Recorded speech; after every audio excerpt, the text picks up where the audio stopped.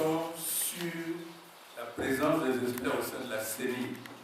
Et si nous affirmons que c'est une CENI bis, vous comprenez pourquoi. Ces membres dépendent directement du ministre de l'Intérieur ou de l'administration territoriale. Ils sont financés par le gouvernement directement. Ils ne marchent pas au budget de la CENI. Donc ils ne dépendent pas de la CENI. Ils reçoivent des instructions directement du gouvernement.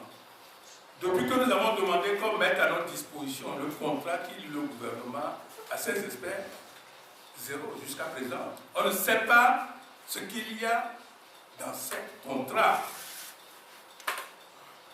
Vous avez vu en 2013, on ne peut pas donner le soir même du scrutin les résultats du vote. Ce n'est pas possible parce qu'il y a des procédures qu'il faut respecter. Si vous parcourez le code électoral, la CENI a 6 jours pour faire la proclamation provisoire.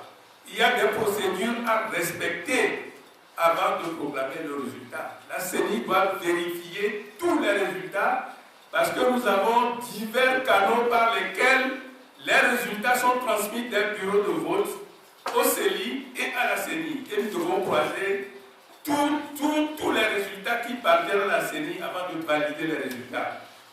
Tout ce qu'on peut donner le soir du scrutin, c'est les résultats bureau de vote par bureau de vote. Puisque à la fermeture des bureaux de vote, le code oblige les membres des bureaux de vote, dès que le dépouillement est terminé, d'afficher les résultats sur les portes des bureaux de vote.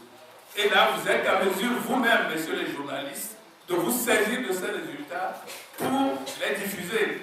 Ce sont ces résultats seuls, les bureaux de vote, qu'on peut diffuser le soir du scrutin.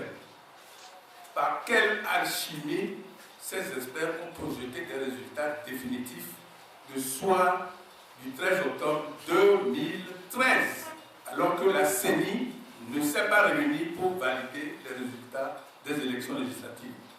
Donc, vous tirez vous-même les conséquences. Merci, messieurs.